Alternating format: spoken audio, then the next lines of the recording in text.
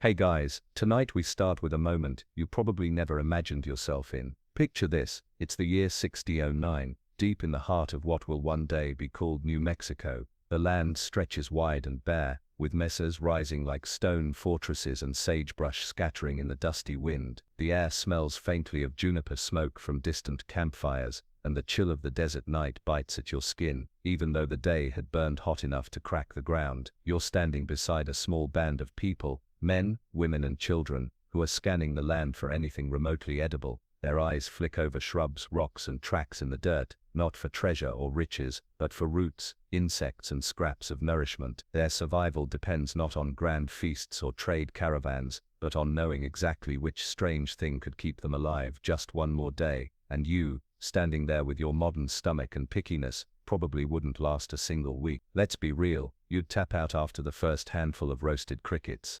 But that's the strange magic of this story, the ways Native Americans adapted, endured and thrived by eating foods that might make you squirm, gag or at least raise an eyebrow. Tonight you're going to learn what it really meant to turn the entire natural world into a pantry, even the parts you'd never consider edible.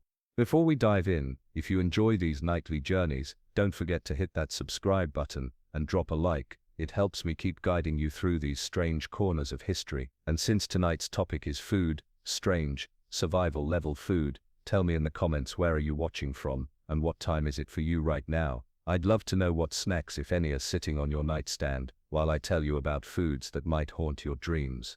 Alright, so lay back, get cozy, and maybe put your own dinner far, far away because we're about to taste the past in all its weird glory.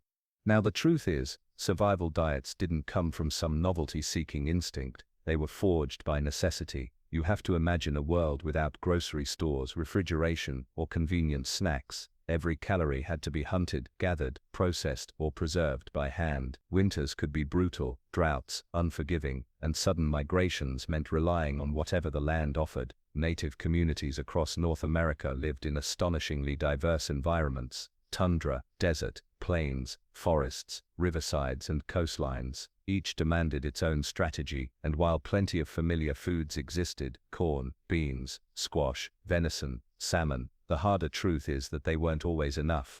So when those staple foods ran low, people turned to alternatives that tested the definition of edible. These were foods you probably wouldn't choose unless your ribs were showing, your energy fading, and you knew another storm or migration was coming. But they kept families alive through lean years, wandering hunts, and desperate stretches when nothing else grew. And oddly enough, once you push past the shock factor, some of these foods were ingenious. They delivered fats, proteins, minerals and vitamins in ways modern nutritionists would grudgingly respect. Think about tree bark, for instance. Most people today wouldn't dream of gnawing on a birch or pine trunk, but inner bark was once scraped, dried, and eaten. The same goes for insects, grasshoppers, crickets, cicadas, fried, roasted, or ground into meal. And then there's bone marrow, blood, fish roe, and even the partially digested contents of a buffalo's stomach.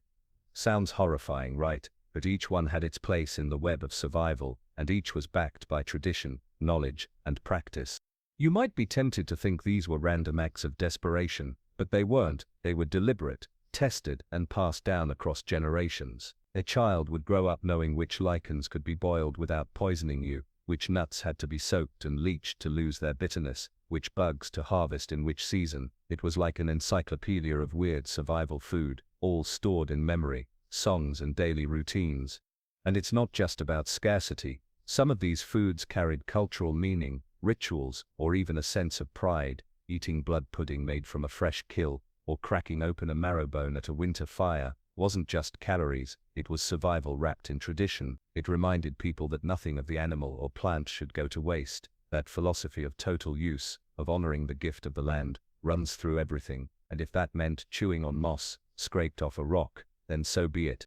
Let's take a moment here to think about the contrast with your modern dinner plate. Imagine trading your Friday night pizza for a steaming bowl of boiled lichen, your snack bag of chips for a pouch of roasted grasshoppers, or your morning latte for a cup of warmed seal blood. Shocking, maybe, but that's exactly the kind of swap survival demanded, and you'd do it too if your life depended on it. You might even find yourself liking the crunch of a roasted cricket once the hunger quiets your hesitation. One of the reasons this history fascinates me is because it forces you to confront comfort, Comfort is such a modern privilege. For most of human existence, there was no guarantee that food would taste good. It just needed to sustain you, and yet, within that rough necessity, people found ways to make the weird tolerable, even palatable. Acorns were soaked to remove bitterness, bones were roasted to release rich marrow, fish eggs were dried into portable packs that could be chewed on journeys. It wasn't glamorous, but it worked. It's also worth remembering that weird is relative. What shocks you now may have been completely normal centuries ago, just as some modern foods, blue cheese, fermented soybeans or jellied eels might horrify an outsider. So too did these survival foods exist comfortably in the cultural menu of their time. It's our own distance from scarcity, cushioned by supermarkets and global trade, that makes them look bizarre. So, as you settle into the long tail ahead, try shifting your imagination. You're not a squeamish modern eater anymore. You're part of a family scraping by in a harsh season. Every crack of a branch, every rustle in the grass, every muddy root pulled from the earth could mean another day alive. That's the mindset you need to really taste this history. What's astonishing is how broad this menu became. Across the continent, from the Arctic tundra to the Florida swamps, native peoples knew hundreds of plant and animal uses that outsiders couldn't even guess at. They mapped the survival potential of their environments with precision. Some groups ate fermented fish heads buried in pits for weeks, others gnawed on dried cactus pads.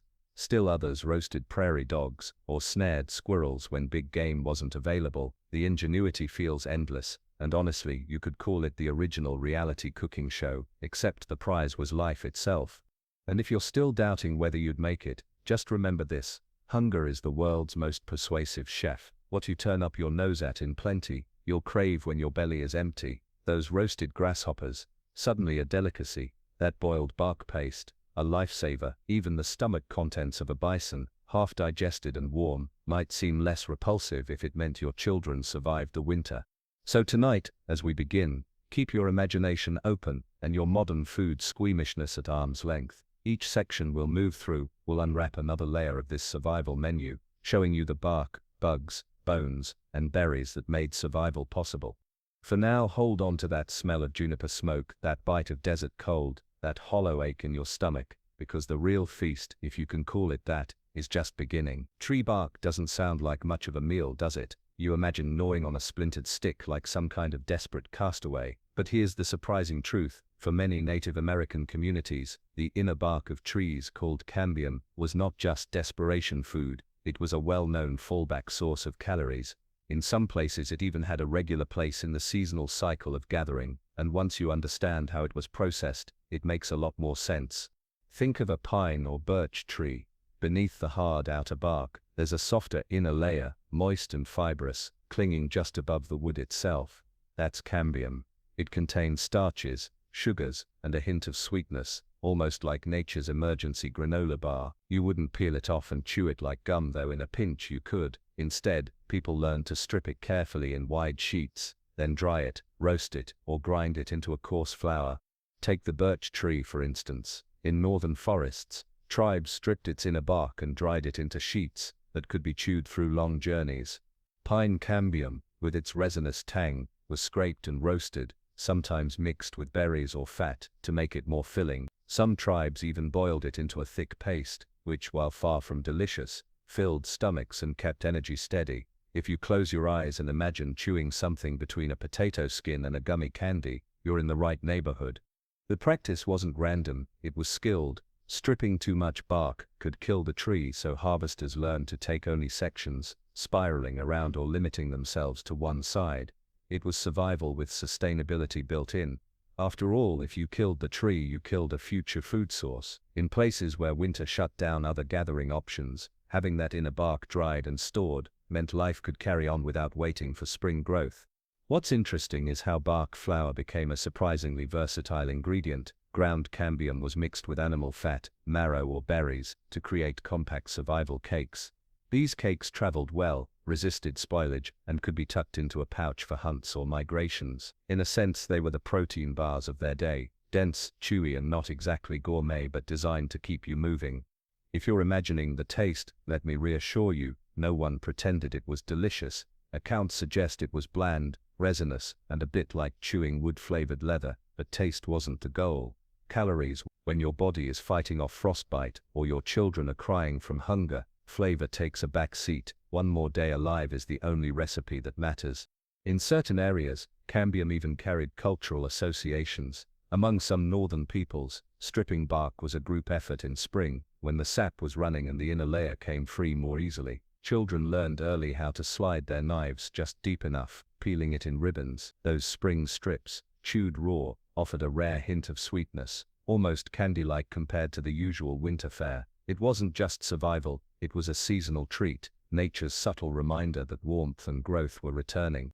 It's worth pausing to realize how this flips our modern food logic. We think of bark as inedible, a last resort, maybe even dangerous, but for those who knew how to process it, it was a backup larder standing tall in the forest. You couldn't run out of bark unless you ran out of trees, and in North America there were plenty of trees. That safety net made it a quiet, reliable food that you might never notice unless you were taught to see it. Now picture yourself in that moment, snow all around, no berries, no game in sight, your breath is white, your fingers stiff. You look up at a birch tree, and instead of seeing a frozen tower of wood, you see dinner. You slide a knife under the bark, pull back a strip, and chew. It doesn't taste like much, but the hollow in your stomach begins to settle. Strange, yes, but effective. Some accounts even mention bark being roasted to bring out a smokier flavor, though let's be honest, smoky bark chips isn't about to become the next foodie craze. Still, roasting transformed the rubbery cambium into something closer to crackers, fragile and dry, easier to store. Think of it as history's least appetizing trail mix. Joking aside, the nutritional logic is strong. Cambium provided carbohydrates in lean times when meat and fat were scarce. It wasn't glamorous, but it offered energy, and energy meant endurance on hunts, warmth in icy weather, and strength to carry on through the days when famine pressed hardest. What fascinates me most is how this knowledge wasn't universal, it was localized. People in dense forests leaned on bark more than those on open plains, who relied on roots, tubers or rodents instead. Every environment had its weird food of choice, but cambium shows just how creative humans become when faced with the same eternal problem, hunger. You can almost imagine the first person to test it, a desperate bite on a stripped branch, expecting bitterness, discovering a faint sweetness instead. From that moment, the trick spread, and before long the trees became as important as the deer or fish, part of the seasonal menu no one questioned. Now would you survive on it? Honestly, probably not. Happily, your taste buds would revolt, your stomach would complain, and you'd miss the salt and fat of your modern diet. But if you had no other choice, you'd chew it, grind it and swallow every mouthful, and you'd thank the tree for one more day, alive. That's the real secret behind weird survival foods. Once you push past the initial disgust, you begin to see them for what they are, not bizarre experiments, but lifelines. And bark, plain and humble, was one of the quietest yet most dependable lifelines of all. Insects. Just the word makes you flinch a little, right? You picture a wriggling cricket leg caught in your teeth, or the dry crunch of a roasted grasshopper wing. But for countless Native American groups, insects and larvae weren't just tolerated, they were reliable, protein-rich foods that could be gathered in huge numbers when other game was scarce. And while your modern palate might scream gross, theirs understood something your survival instincts would quickly confirm: bugs keep you alive. Let's start with grasshoppers and crickets. In the plains and deserts, swarms sometimes darkened the skies, thick enough to eat entire crops. But what most people saw as disaster, resourceful tribes saw as opportunity. When a cloud of grasshoppers descended, nets, blankets or even just quick hands captured them by the thousands. Tossed into pits of hot stones or spread out over smoky fires, they roasted into crunchy snacks that could be eaten on the spot or stored for weeks. Imagine a popcorn-like crackle as the insects crisped, their natural oils releasing a nutty scent, not exactly nachos, but certainly filling. In the Southwest, cicadas were prized during their seasonal emergence, when billions of the big loud insects tunneled up from the ground every 13 or 17 years, people collected them in baskets. Boiled or roasted, they delivered not just protein, but a kind of savory richness, especially when ground into meal. You can almost picture a family sitting by the fire, cicadas skewered on twigs, sizzling over the coals, modern barbecue with a prehistoric twist. And then there were moth larvae, particularly of the giant cossid moth. Among groups in California, the larvae, fat, wriggling and packed with calories, were dug from tree trunks or plucked from infested wood. roasted in baskets with hot stones. They transformed into fatty, chewy bites that could be eaten right away or dried for winter. If the thought makes your stomach turn, remember this: those larvae contained more fat than lean venison, and in cold seasons, fat was life. Ants too played their part. Some tribes collected the large, bulbous queens during swarming seasons. Once roasted, their tangy, citrus-like flavor, thanks to formic acid, made them not just bearable, but oddly tasty. They were even considered a treat in some places. In the high Andes of South America, not North America, but part of the broader indigenous insect-eating tradition, roasted ant queens are still sold today as snacks. If they made it this far, clearly, they weren't so bad. What strikes me is the ingenuity of collection. People didn't just scoop bugs up randomly. They built trenches to funnel grasshoppers, smoked out burrows to catch crickets, or shook trees into nets to gather cicadas. It was systematic, efficient, and turned an annoyance into a harvest. Imagine children laughing as they chased grasshoppers into blankets, or elders showing how to roast the catch until wings and legs fell away. It wasn't only survival, it was knowledge shared, practiced and normalized. The nutritional punch can't be ignored. Insects contain high-quality protein, essential fatty acids, iron, and other micronutrients. In fact, pound for pound, roasted crickets rival beef in protein. While you're squeamishly pushing away your salad when a fly lands on it, they were happily crunching through foods that would keep them alive longer than your lettuce ever could. Survival doesn't care about squeamishness. And funny enough, insects weren't always desperation foods. In some cultures they were seasonal delicacies. Just like we look forward to strawberry season or fresh corn, some groups eagerly awaited grasshopper swarms or cicada emergencies. Children knew it was bug season when the air filled with clicking wings, and adults prepared pits or fires to roast them. What you'd call gross, they might call delicious. Weirdness really is a matter of perspective. Picture this: you're standing in a sun-baked field, the air buzzing with the constant whine of cicadas. Suddenly one of your companions rushes forward with a basket, scooping them off branches, his hands moving fast. Soon you're joining in, awkward at first, but then laughing as you realize how many you can grab. Hours later, by the fire, you're crunching roasted cicadas, the shells flaking, the inside soft and savory. Hunger softens hesitation, and you find yourself reaching for a second handful. Not so bad after all. There's also humor in it, isn't there? Imagine explaining to a time-traveling ancestor that you buy expensive protein powder and energy bars, while refusing to eat a perfectly good handful of crickets. They'd probably shake their heads and tell you your priorities are all wrong. For them, insects were a natural, sustainable, and abundant source of survival fuel. For you, they're a gimmick sold at novelty shops or hidden in candy at Halloween. Perspective makes the difference between disgust and gratitude. And let's not forget, nothing went to waste. If a swarm could strip your fields bare, you could at least strip the swarm bare in return. A plague became a pantry. A nuisance became a meal. That kind of adaptability explains why these communities endured for centuries in environments that would have broken less resourceful people. Would you survive on bugs? Honestly, yes. You'd grumble, gag, maybe cry into your roasted cicada skewer, but you'd survive. And after a week of nothing else, you might even start to appreciate the crunch. As one elder might tease, it's better than bark, and they'd be right. So the next time you hear a grasshopper clicking in the summer weeds, remember, to you it's background noise, but to someone centuries ago it was dinner calling. Now, brace yourself, because this one gets unsettling fast. Imagine a freshly killed bison or caribou lying on the plains, steam rising from its body in the cold morning air. The hunters gather quickly, not just to butcher the meat, but to split open the animal's stomach. Why? Because inside is a half-digested mix of grasses, lichens and mosses, and yes, people sometimes ate that too. It sounds shocking, doesn't it? Why would anyone choose the contents of an animal's gut over, say, the actual meat? But the answer is simple: nutrients. Ruminants like bison, caribou, and deer can digest tough plants humans can't. They break down cellulose with specialized stomach chambers, fermenting grasses and lichens into something far more digestible. So when food was scarce, native peoples didn't let that stomach content go to waste. Among Arctic groups, especially the Inuit, the partially digested contents of caribou stomachs provided vitamins that were otherwise hard to find during long winters, especially vitamin C. Without access to fresh plants, scurvy was a real risk. Eating what the caribou had already processed solved that problem. It wasn't glamorous, but it kept people alive, and survival, again, doesn't ask about taste. On the plains, bison's stomach contents were sometimes cooked down into stews. Imagine tossing that green, mushy material into a pot with marrow, fat, or bits of meat. Boiled together, it turned into a thick, earthy porridge. You can almost smell it, grassy, sour, a little gamey. To you it might seem inedible, but to them it was a warm, filling meal that stretched resources and honored the animal by wasting nothing.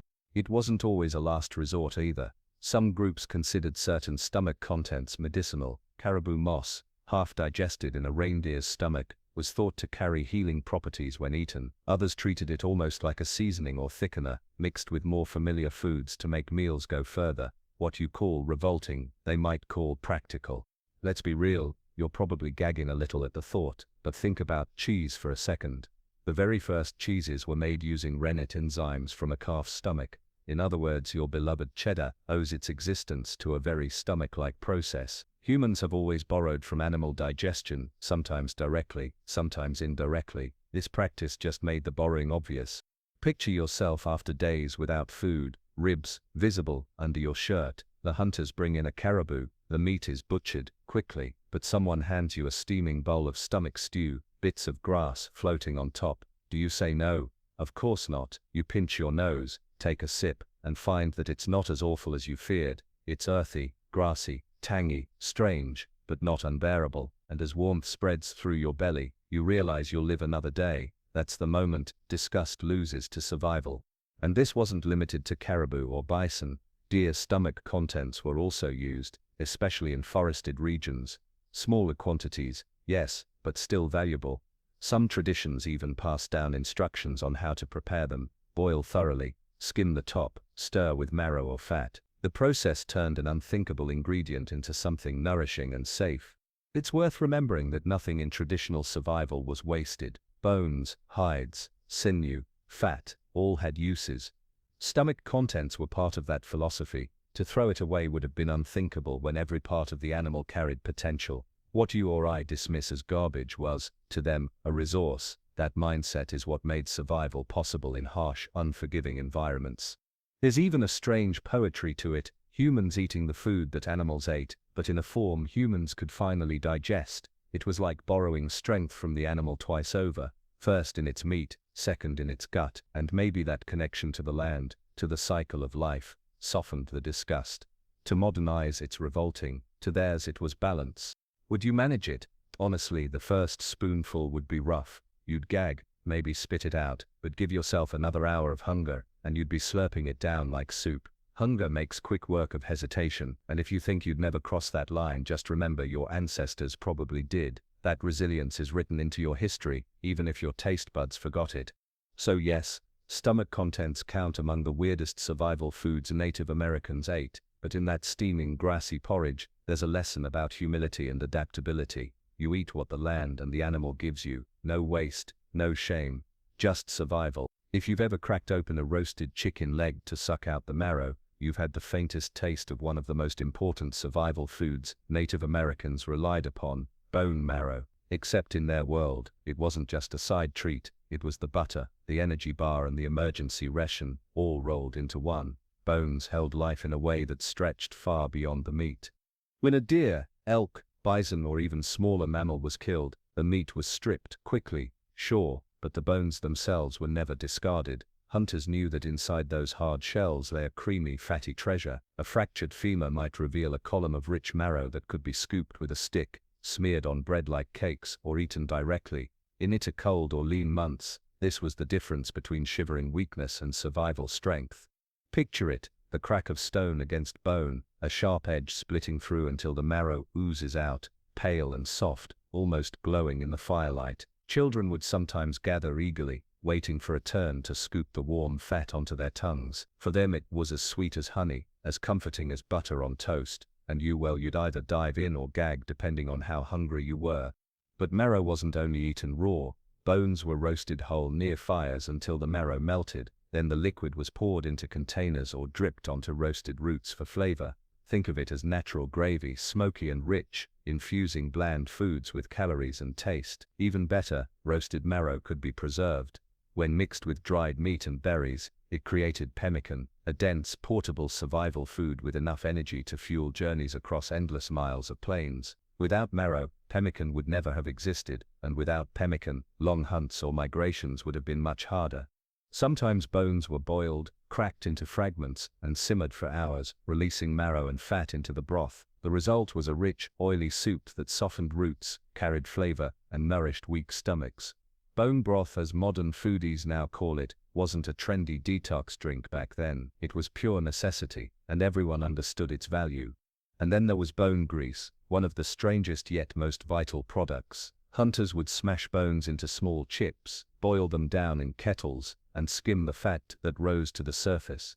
This bone grease was stored in containers or mixed into dried meat cakes. Imagine the labor, hours of smashing, boiling, skimming. But the reward was fat, dense, stable, essential for energy. Some groups considered bone grease the highest quality fat, worth more than muscle meat itself. It was survival gold. Of course, there's humor in the thought of you gnawing on a bone, face smeared, trying to pretend it tastes like butter. Let's be real, the texture might throw you off. Smooth, fatty, almost gelatinous, but the energy payoff is undeniable. One mouthful could carry you further than a whole serving of lean meat. That's why children were encouraged to eat marrow, why elders prized it, why hunters broke every bone they could carry. And it wasn't just large animals. Smaller bones, rabbit, squirrel, even bird were sometimes cracked open for marrow or boiled for broth. Nothing was wasted. In times of desperation, even the tiniest sliver of fat mattered. That philosophy of using every part, no matter how small, was what stretched resources through brutal winters and lean hunts. There's also a social side here. Sharing marrow was part of sharing the hunt's success. Picture a winter lodge, fire crackling, a pot of marrow broth bubbling. Everyone dips in, passing bowls, wiping their mouths with the back of their hands. Stories flow, children doze, and the fat coats everyone's stomachs with warmth. That's more than calories, it's community bound together by survival food. Modern diets often demonize fat, but in survival cultures, fat was life. Without it, lean meat could actually cause rabbit starvation, a condition where your body wastes away because it can't process endless protein without fat. Marrow and bone grease solved that. They balanced the diet, kept energy steady, and made the difference between thriving and collapsing. In other words, fat wasn't optional, it was salvation. Now you might think of marrow as weird, but let's check ourselves. Today, upscale restaurants charge a premium for roasted marrow bones. Served with fancy spoons and bread, people line up for bone broth in takeout cups, sipping it like lattes. What was once survival necessity is now gourmet fad. The difference is simply context. For them, marrow meant life. For you, it's Instagram content. Funny how history circles back.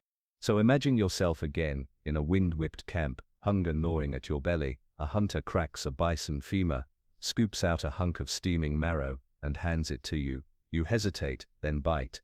It melts instantly, rich and warm, coating your mouth in a blanket of fat. For a moment you forget the cold, for a moment you feel alive. That's the marrow's gift, quiet, unassuming but absolutely essential.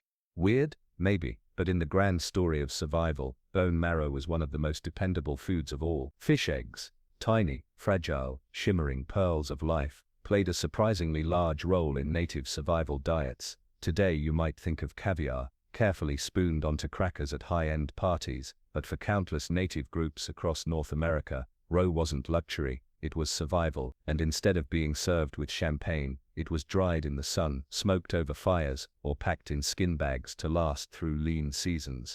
On the rivers of the Pacific Northwest, salmon runs were everything. Whole economies, migrations and ceremonies revolved around the salmon, and it wasn't just the flesh that mattered. The eggs, bright orange clumped together in sacks, were scooped out or rinsed, and treated with as much respect as the meat. Families strung them on sticks to dry, laid them on racks over smoky fires, or mashed them into pastes that hardened into nutrient-rich cakes. These dried roe cakes could be carried on hunts, rehydrated in soups, or eaten as chewy snacks. High in fat and protein, they were concentrated energy in a small, durable package. In coastal areas, herring roe was just as important. During spawning season, huge schools filled the waters, laying millions of eggs on kelp, eelgrass, or even wooden stakes driven into shallow waters. Native communities harvested these egg-covered fronds, drying or smoking them whole. Imagine peeling off a strip of kelp, shiny with golden eggs, and crunching into a salty, briny, slightly fishy snack. not exactly potato chips, but packed with calories and minerals. Farther inland, along Great Lakes and rivers, trout, sturgeon, and whitefish offered their own versions of roe. Sturgeon roe in particular was valued for its sheer volume. Giant fish meant giant egg sacs, enough to feed entire families. Eggs were boiled into porridge-like dishes, mixed with roots, or dried into dense balls that stored easily. They weren't delicacies, they were practical, essential, and often life-saving. Let's be honest, the texture might throw you off. Warm, squishy beads popping in your mouth, bursting with brine. It's not everyone's dream snack, but when you're hungry, those bursts translate into vitality, fatty acids, vitamins, protein. It's a nutritional powerhouse disguised as a weird, slippery food, and for native peoples who endured harsh winters, that meant stronger bodies, sharper minds, and survival against odds. What fascinates me is how roe wasn't just food, but also part of trade. Dried fish eggs were light, portable, and valuable, exchanged between groups that didn't have access to spawning grounds. One group's river run could sustain another group miles away. Food became currency, and roe was one of the coins. It's easy to laugh now imagining yourself trying to chew on dried salmon eggs, like trail mix. You'd probably make a face, grimace, and wonder why you didn't just stick to jerky, but then your stomach would fill, your energy would return, and suddenly you'd be grateful for every tiny bead. Hunger once again changes the definition of gross. The methods of preparation also show ingenuity. Roe could be pressed flat into cakes, left to ferment slightly, or even mixed with berries to balance the strong flavor. Picture a salmon berry mash cake, sweet, tart, fishy, and fatty all at once. Not winning any culinary awards today, but it kept children fed when snow covered the ground. In some Arctic communities, seal roe joined the menu. Imagine cracking open a seal and finding a sack of eggs, gelatinous and slippery, eaten raw or lightly boiled. To outsiders, horrifying. To those who lived it, precious. The ocean gave nothing easily, and every scrap mattered. Would you survive on fish eggs? Without question. Your taste buds might complain, but your body would thrive. In fact, modern nutritionists rave about omega-3 fatty acids, exactly what roe is packed with. So while you're choking down fish oil capsules at the pharmacy, your ancestors were crunching roe straight from the source. Different packaging, same idea. Picture this, a smoky riverbank, racks of salmon hanging, children laughing as they poke at strings of drying eggs. A mother presses a handful into your palm, nodding for you to try. You bite, it's salty, oily, strange. But hours later, as warmth spreads through your body and fatigue lifts, you understand why they treasured it. Weird or not, those little eggs were power condensed. Fish eggs remind us that survival often means looking past squeamishness to see sustenance. Tiny orbs, fragile yet mighty, carrying the energy of generations. Not glamorous, not pretty, but in the long story of human endurance, absolutely vital. Blood as food. Right away your modern instincts probably push back. You think of it as waste, something to rinse off a steak, not something to sip from a bowl. But across North America, blood wasn't just tolerated, it was valued as one of the most direct ways to capture calories, minerals, and hydration from an animal. In fact, for many native peoples, blood was too precious to waste, especially when winters stretched on and every ounce of nourishment mattered. Take the Plains tribes for example. When a buffalo was killed, it wasn't only about the meat, fat, and hides. Hunters collected fresh blood in bowls or stomach sacks, sometimes mixing it immediately with melted fat. Boiled together, the mixture thickened into a kind of pudding, a dark, rich dish, eaten warm by hunters who had just spent hours tracking their quarry artist the cold plains. The taste, metallic, salty, and fatty all at once. Not the kind of pudding you'd serve at a holiday table, but one that could restore energy almost instantly. In other cases, blood was stirred into soups and stews. Think of it as a thickener, giving body to broths that might otherwise be thin and unsatisfying. A pot of marrow bones, wild onions, and root vegetables gained heft and richness when a ladle of fresh blood was added. When you sipped it, you weren't just drinking broth, you were drinking iron, salts, and protein your body craved. Up north, Inuit communities sometimes drank warm seal blood immediately after a hunt. For them, it wasn't just about calories, but also warmth and life force. In an environment where the cold threatened to drain energy every hour, that fresh hot liquid carried survival in every gulp. Imagine standing on frozen ice, wind cutting into your face, when someone hands you a steaming cup of blood fresh from the hunt. You gag at the idea, maybe, but once it hits your stomach, you feel heat return to your body. Suddenly it makes sense. It wasn't always consumed fresh, either. Blood could be dried, powdered and stored. Mixed with ground meat or fat, it became portable food, compact, lightweight and durable. Hunters on long journeys could rehydrate it later, turning it back into broth or mixing it with other ingredients. This kind of preparation reveals the practicality behind what we think of as bizarre. It wasn't shock food, it was strategy. There were even cultural rules and traditions surrounding blood. Among some groups, the act of drinking the blood of a fresh kill was a way of honoring the animal's sacrifice, of taking in its strength. It wasn't just calories, it was connection. Children learned early that spilling or wasting blood was unthinkable. It was to be saved, used and respected, just like the hide, bones and sinew. Now, I know what you're picturing, yourself hesitantly lifting a ladle of warm buffalo blood to your lips, trying not to gag. Let me give you a little reality check. You've already eaten foods that mimic this. Black pudding, blood sausage, and blood soups exist across Europe, Asia and Africa. If you've ever tried a slice of blood sausage in Ireland or Germany, you've done the same thing. The only difference is seasoning and presentation. Native survival diets simply stripped away the garnish and focused on the raw value. There's even humor in imagining your ancestors sipping hot blood in the field, while you sip an expensive beet juice smoothie and pretend it's healthy. Iron, electrolytes and quick energy, they already had that figured out. No trendy juice bar required. So would you survive on it? Absolutely. Would you enjoy it? Probably not at first, but after a day of hunting in bitter cold, or after weeks of thin stew, that thick, salty, warm drink would start to feel less like punishment and more like a blessing. Hunger, once again, changes the math. Picture this: the camp is quiet, snow crunching under boots, the smell of fresh kill in the air, a pot bubbles over a low fire, dark liquid thickening inside. You're handed a wooden spoon, told to drink. The first sip shocks you, metallic and heavy, but then warmth spreads, your chest feels steadier, and you realize you've just swallowed the difference between weakness and strength. Blood may strike you as weird, but for those who lived it, it was as natural as bread is to you. Strange only because you've forgotten how thin the line between hunger and survival really is. Rodents and small mammals. Now there's a survival menu you probably haven't pictured yourself trying, but for many native peoples, these little animals were as important as deer, elk or buffalo, especially when larger game was scarce. Prairie dogs, squirrels, rabbits, and muskrats all found their way into cooking pots, roasted on spits or boiled into stews. They weren't glamorous foods, but they were dependable, and in survival, dependable matters more than taste. Take prairie dogs, for instance. On the Great Plains, these burrowing rodents lived in massive colonies, their mounds dotting the horizon. For plains tribes, they weren't just landscape features, they were dinner. Hunters flooded burrows with water or smoke to flush them out, then caught and roasted them.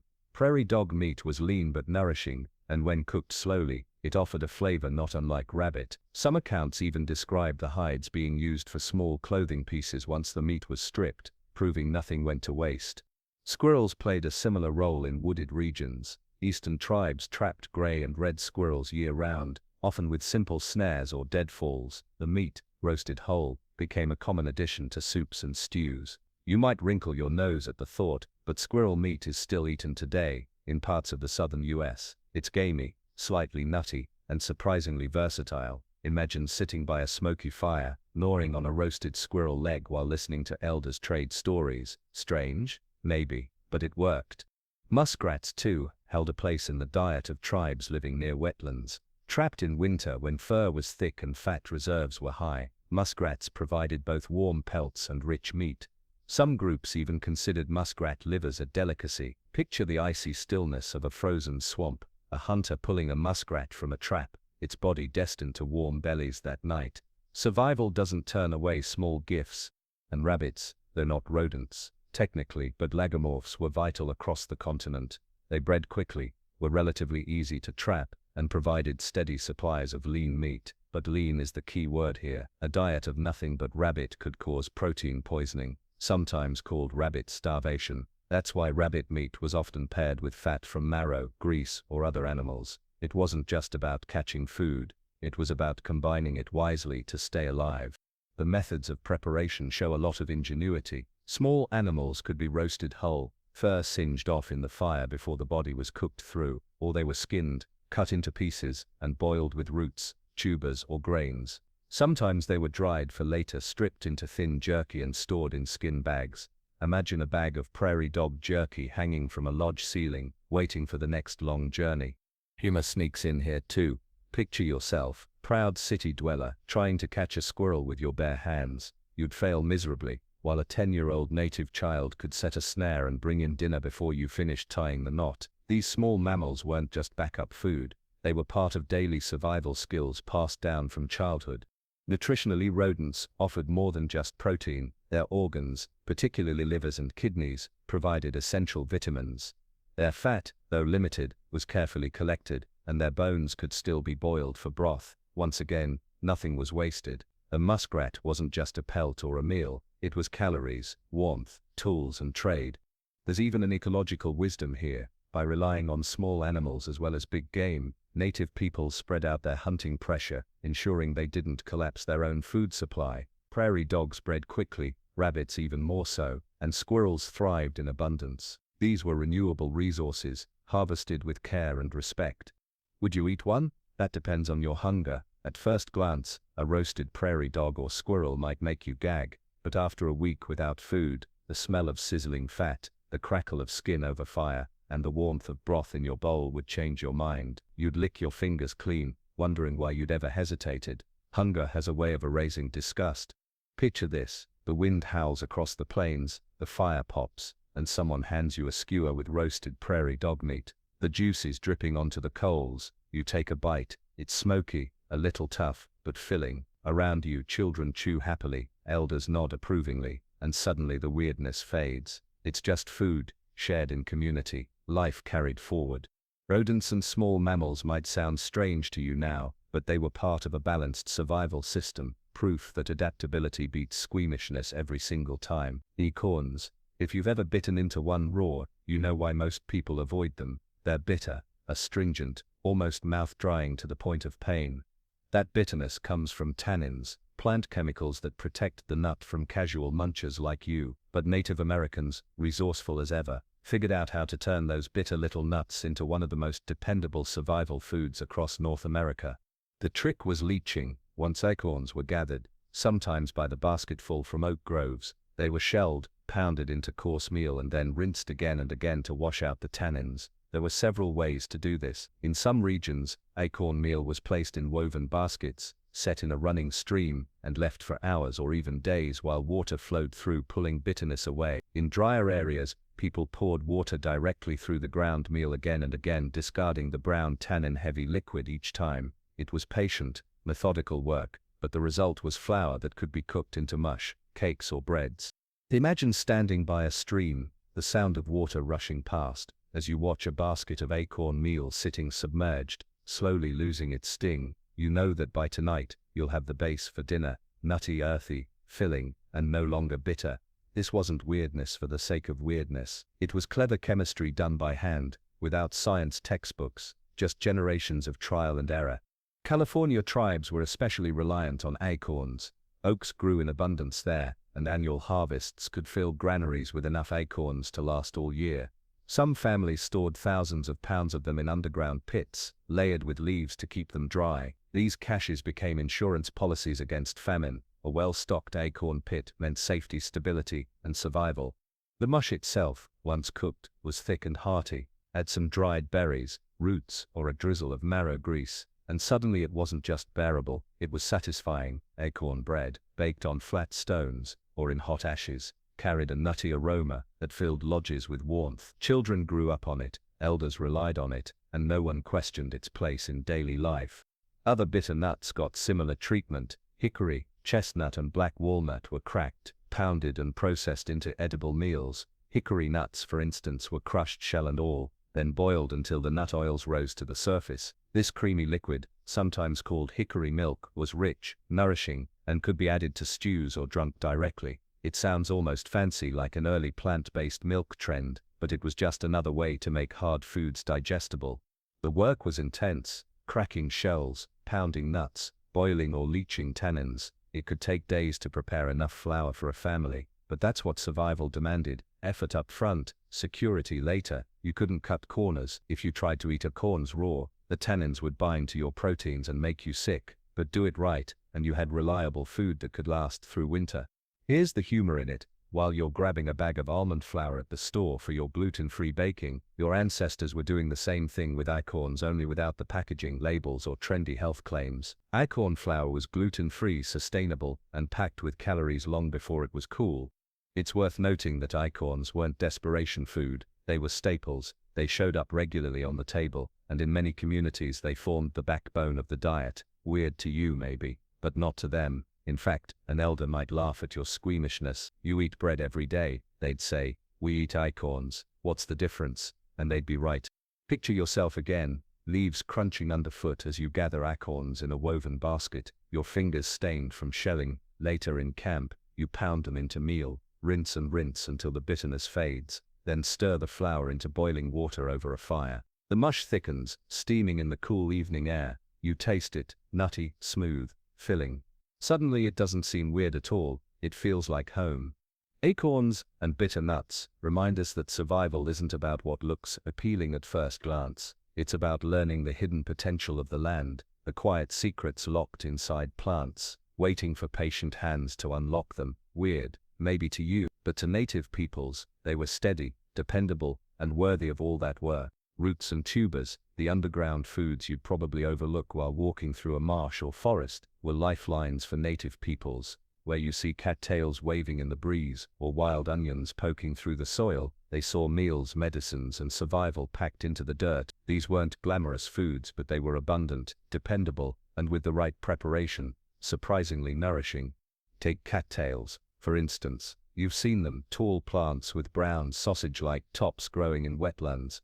To native communities, cattails were practically a supermarket. The roots, starchy and fibrous, could be roasted, boiled or dried, and ground into flour. The taste was earthy, somewhat like a potato, though stringier. You'd dig them up in late fall or early spring, wash away the mud, and toss them into hot ashes until they soften. Peel back the charred outer skin, and you'd find a chewy, filling core. Not delicious, but filling enough to quiet hunger. Then there were camas bulbs, prized across the Pacific Northwest. These small, onion-like bulbs had to be roasted slowly, sometimes for days, in earth ovens lined with hot stones, before they transformed into sweet, almost molasses-flavored food. Eaten raw, they could cause stomach cramps, but cooked properly, they became energy-rich staples. Imagine the aroma of dozens of bulbs baking underground, the sweetness seeping into the air as families gathered, knowing the feast would sustain them for weeks. Camas fields were so valuable that groups carefully tended and guarded them, almost like farmland. Wild onions and garlic grew across much of the continent, adding flavor and nutrition to otherwise bland survival foods. Pulled from riverbanks or meadows, they were roasted with meat, stewed with marrow, or eaten raw in small amounts. The pungent bite woke up tired palates, made thin soups heartier, and reminded people of the gifts hidden just beneath the soil. In prairie regions, prairie turnips, small, tuberous plants, were dug up with sharpened sticks, dried in the sun, and stored in woven bags. Once dry, they could last for months, ground into flour, or boiled into soups. They were especially valuable on long journeys, tucked into packs as lightweight, portable calories. Some accounts even describe them being strung into necklaces of food, beads of survival dangling against the chest.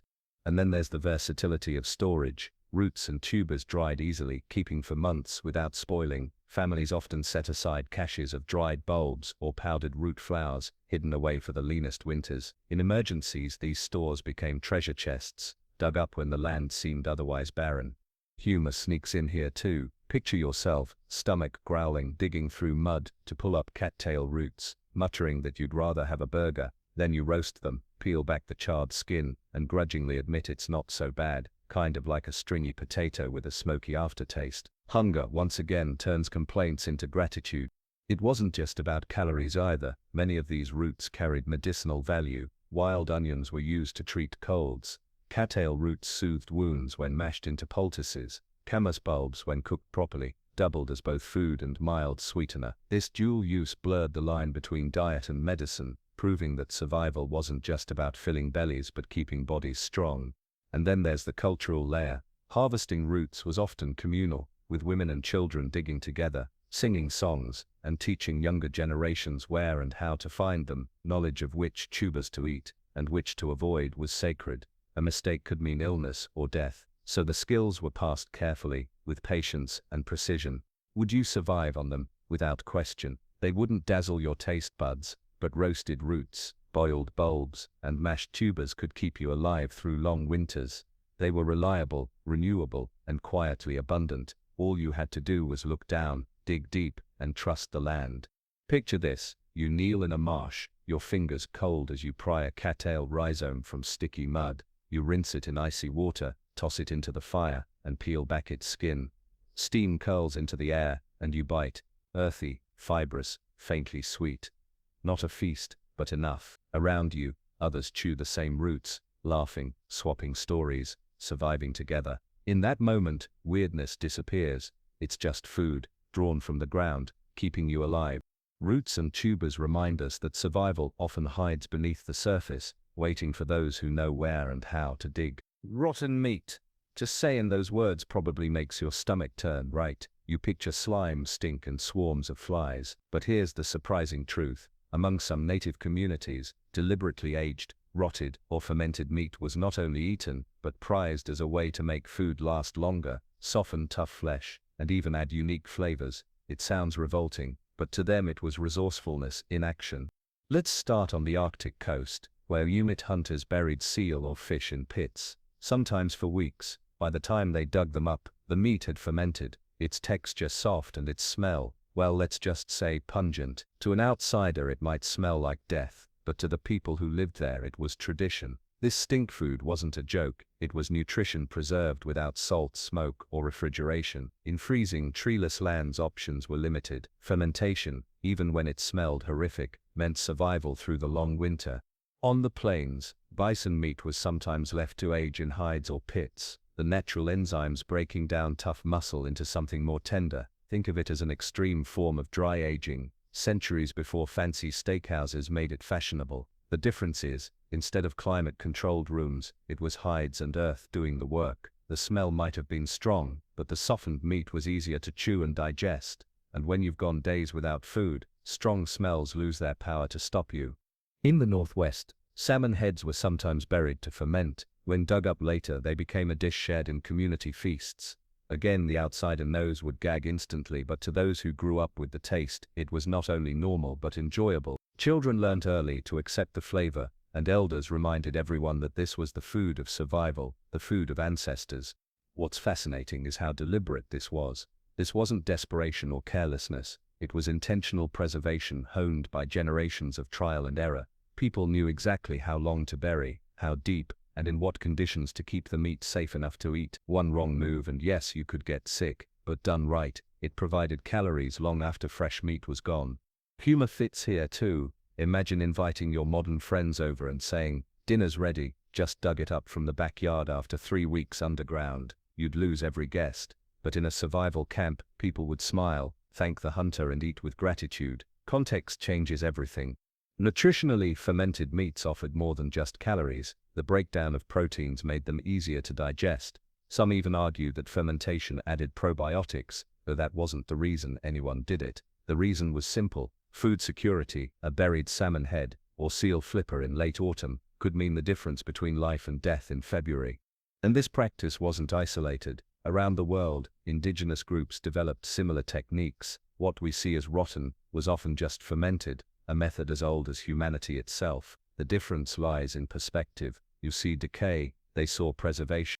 Would you survive on it? Probably. Would you enjoy it? That's another story. The first whiff might send you running. The first bite might make your eyes water. But after days of hunger, you'd chew, swallow, and soon find your body buzzing with energy again. Disgust, once more, would give way to gratitude. Picture yourself in a snow-covered camp, a hunter digging into a frozen pit, pulling out a seal wrapped in hide. The smell hits you, rank, sour, unforgettable. You gag, but then you see children running forward, smiling, ready for their share. You take a bite. The texture is soft, the flavor overpowering, but your stomach fills, warmth spreads, and you realize you'll live another day. That's survival. Rotten or fermented meat may sound like the weirdest food of all, but in reality, it was one of the most brilliant survival strategies. No salt shakers, no refrigerators, no freezers, just patience, tradition, and a willingness to eat what your body needed, no matter how it smelled. Lichens and mosses, Two things you've probably brushed off your jacket after a hike, never imagining they could be food. But for native peoples, especially in harsh climates or during famine years, these humble plants growing on rocks and trees were scraped, boiled and chewed to provide just enough nutrition to keep going. Strange? Absolutely. But when the land turned stingy, even moss and lichen had their place at the table. Take rock tripe, a type of lichen that grows flat and leathery against stones. During desperate times, families pried it off with knives or sticks, collecting it into baskets. On its own, raw, it was nearly inedible, bitter, rubbery, and tough. But boiled long enough, it softened into a kind of gelatinous soup. The taste, earthy, slimy and a bit sour, but it filled stomachs. During starvation periods, such as the long winters faced by northern tribes, rock tripe became one of the last resorts, something you chewed while hoping for the return of better food. In the far north, caribou moss, another lichen, was sometimes boiled or eaten indirectly through the stomach contents of the animals themselves, but in emergencies, people scraped it off rocks and cooked it, trying to draw what little starch it contained. It wasn't satisfying, but it was sustenance. Think of it like gnawing on a fibrous sponge that kept you alive. Mosses, too, found their way into diets. Certain mosses, dried and ground, could be mixed into flour to stretch supplies. Others were boiled into thin broths, giving the illusion of food when nothing else remained. Even the slimy consistency became familiar to those who grew up knowing that survival sometimes tasted like boiled moss water. Picture yourself kneeling on frozen ground, hands numb, as you scrape black, leathery rock tripe off a stone. You toss it into a pot, add water, and wait for hours. When you finally sip, it's not delicious, it's barely tolerable, but it coats your stomach, quiets the gnawing hunger, and lets you sleep another night. That was the value of lichens and mosses, not flavor but survival. And here's a bit of humor. Centuries later, European explorers in North America found themselves starving, surrounded by lichens, and had no idea they could eat them. Some literally starved to death with food underfoot. Native peoples already knew better. They'd cracked the code generations before, proving again that weird was often just wise. Nutritionally, lichens and mosses offered little compared to meat or roots, but they contained enough carbohydrates to matter. In survival, every calorie counts. Even a thin broth of moss might buy you time to reach the next hunt, the next berry patch, the next salmon run, and that time could be the difference between life and death. It's easy to dismiss now, sitting in comfort, with your pantry full. But imagine the middle of a blizzard, your food cache empty, your family weak. Suddenly that slimy bowl of boiled lichen doesn't seem so bad. You'd slurp it down, maybe choke a little, but feel gratitude anyway. Hunger transforms disgust into thankfulness faster than you think. And not all experiences with lichens were awful. Some developed a mild sweetness after long cooking, enough to give a hint of comfort. Children sometimes grew used to the texture, and adults reminded them that this was the food of resilience, the food that kept ancestors alive through the hardest winters. In that way, even moss carried a dignity of its own. So yes, lichens and mosses rank among the weirdest things native peoples ate to survive, but in their slimy soups and earthy broths lies a story of adaptability, of people who looked at rocks and trees and saw not just landscape but possibility. To you, weird. To them, unusual seafood might sound less shocking than bark or bugs, until you realize just how broad the definition of seafood really was. Native peoples along the coasts and rivers ate far more than salmon and clams. Their diets reached into the tide pools, mudflats and seafloors, pulling out creatures you might never consider food: mussels, sea cucumbers, jellyfish, even barnacles. What seems alien to you today was, to them, part of a familiar menu that kept bellies full and communities thriving. Let's start with clams and mussels. These shellfish were staples for coastal tribes from the Atlantic to the Pacific. Gathered at low tide, pried from rocks or dug from mud, they were boiled in large baskets with hot stones, roasted on coals, or strung up and smoked for later use. The smoky brine flavor might not win over everyone, but for those who lived near the shore, it was daily fare. The shells themselves even became tools, spoons or scraping devices, meaning the harvest left nothing to waste. Then there were sea cucumbers, soft-bodied, slug-like creatures crawling across ocean floors. Along the northwest coast, some groups harvested them during low tides, slicing and boiling them into chewy, protein-packed meals. The texture, rubber bands mixed with calamari, not glamorous, but nourishing. Today, sea cucumbers are prized in Asian cuisine, sold for high prices. Back then they were simply one more gift of the sea, strange in form but rich in substance. Jellyfish also entered the menu in some places. Dried or boiled, they became slim, translucent sheets of protein. Imagine chewing something slippery, salty and oddly crunchy at the same time. To you it might feel like eating elastic bands, but for communities living by the shore it was sustenance during lean times. And barnacles, those crusty rock-clinging creatures you see at the beach. When pried off in clusters and boiled, their insides revealed small tender bites of meat, not unlike tiny clams. Coastal peoples understood this long before outsiders did. While others passed them by, they saw protein waiting quietly on the rocks.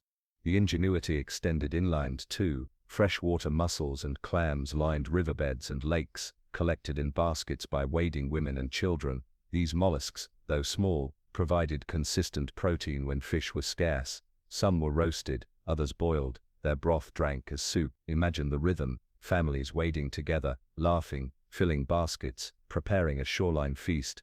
What ties all this together is the willingness to expand the definition of food. Modern eaters stick to the familiar: fish fillets, shrimp cocktails, neat packages of seafood in stores. Native communities couldn't afford such narrow tastes. The sea was a pantry, and every creature in it, soft, slimy, spiny or strange, was part of survival.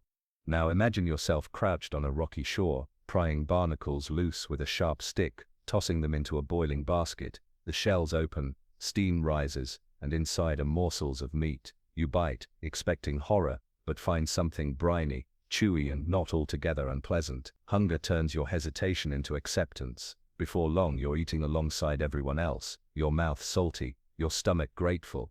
And here's the funny twist: many of these weird foods are delicacies today. Sea cucumbers fetch high prices in restaurants. Barnacles are prized in Spain as luxury seafood. Even jellyfish appears on menus in Asia. What once seemed strange, even desperate, has become gourmet. It's proof that weird is a matter of perspective, and often just a matter of time.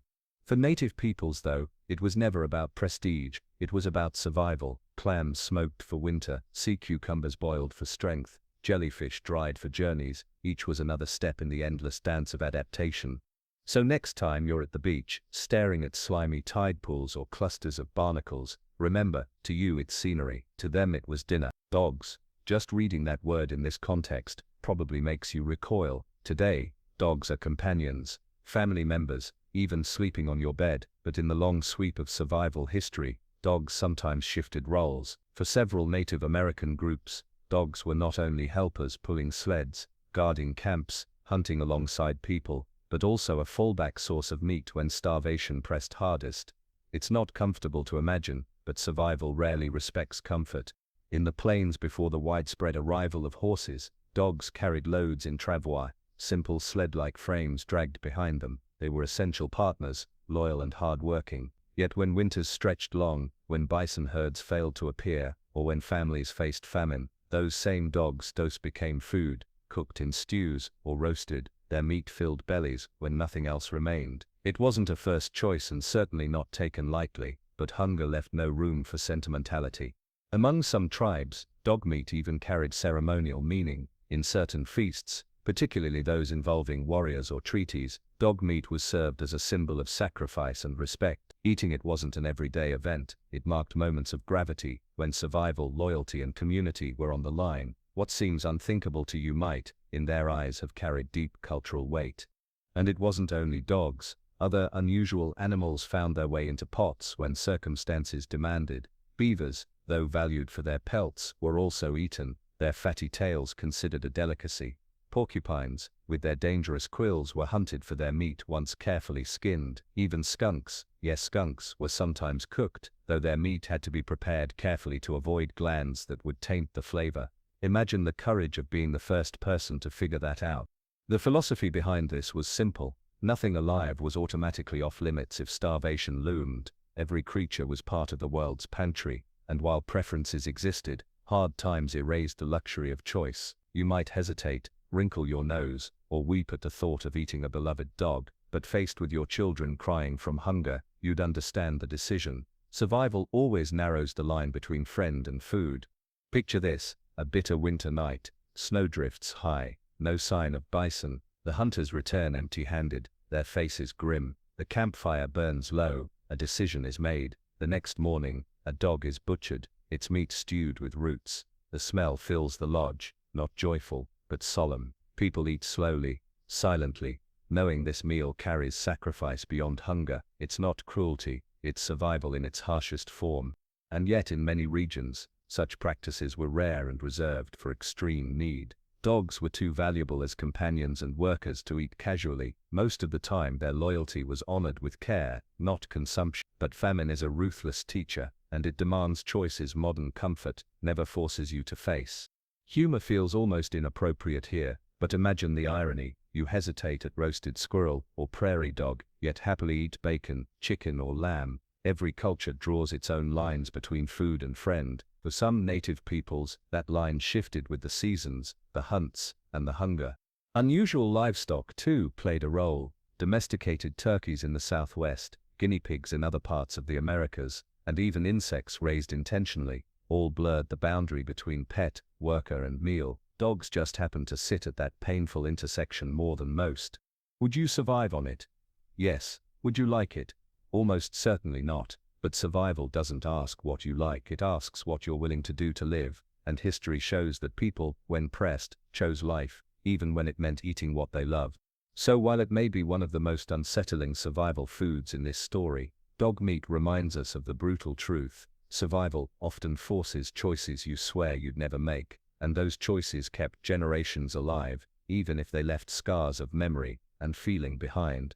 Seasonal wild berries and plants may sound tame compared to blood pudding or fermented seal, but the truth is, some of the strangest survival foods came from plants that modern eaters overlook. Many berries were tart, bitter, or downright unappetizing raw, yet native peoples knew how to prepare and combine them so they could serve as dependable food in times of scarcity.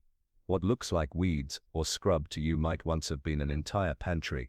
Take chokecherries, for example. On their own, they're mouth-puckeringly astringent, almost impossible to eat in quantity, but Plains tribes mastered a way to make them useful. The fruits were pounded, pits, skins, flesh, everything, into a thick mash, then dried into dark leathery cakes. These cakes could be eaten straight or rehydrated in soups. When mixed with dried meat and marrow fat, they became pemmican, a compact survival food that lasted months, carried easily, and packed dense calories. The bitterness mellowed once dried, and the result was both medicine and meal. Imagine chewing a chewy, tart strip of chokecherry cake as you travel across the windswept plains. It wasn't candy, but it kept you alive.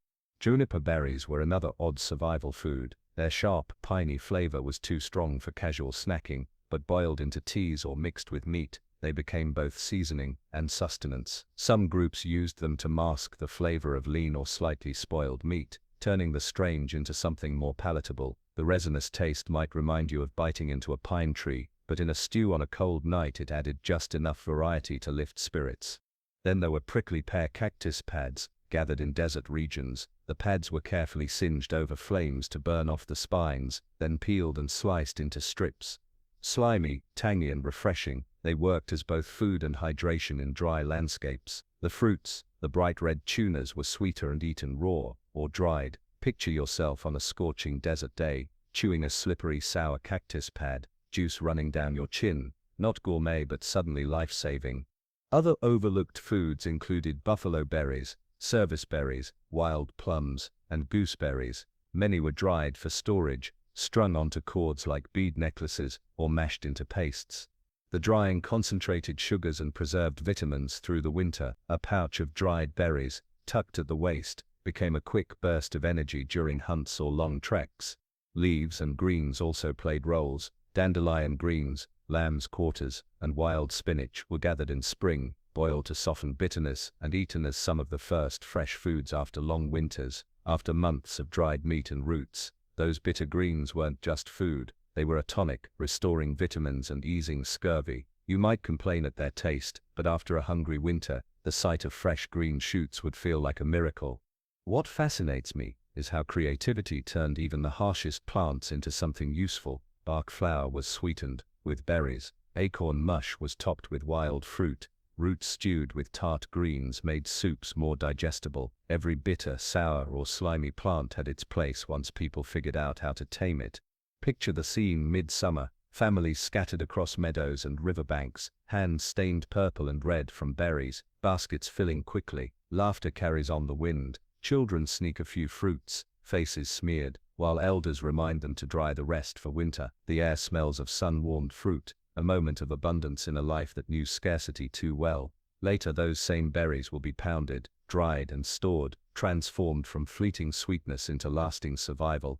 Humor helps here too. Imagine you, with your fridge packed with grapes and blueberries, gagging at the thought of tart chokecherries. Meanwhile, generations before you ate them daily, lived on them, even thrived. They'd laugh at your picky palate, then hand you a strip of berry cake and tell you to chew or starve. These seasonal foods weren't weird in the same shocking way as blood or bugs, but they remind us that survival means embracing what the land offers, even when it's sour, slimy, or spiny.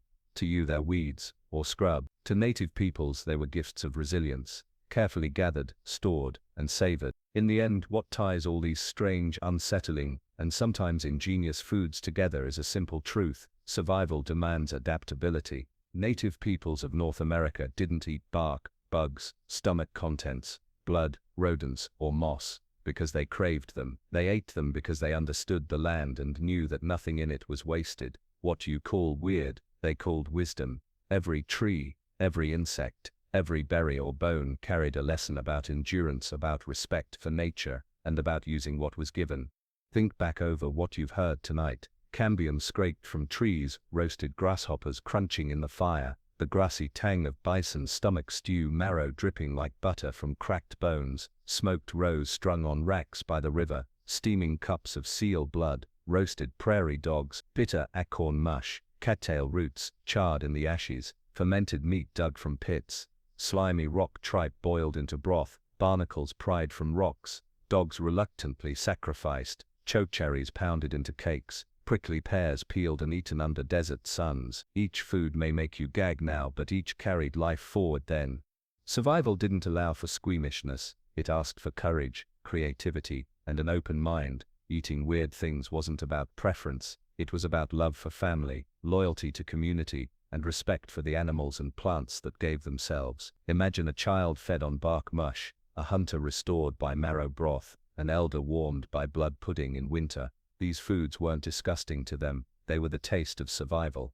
And here's the quiet lesson: maybe you've grown too comfortable, maybe you've forgotten what it means to look at the land and see possibility instead of waste. Tonight's story isn't just about weird foods, it's about resilience, about learning to live with the earth rather than above it. That's something worth remembering, even as you wrinkle your nose. Now let's wind down together. The firelight in this story softens, no longer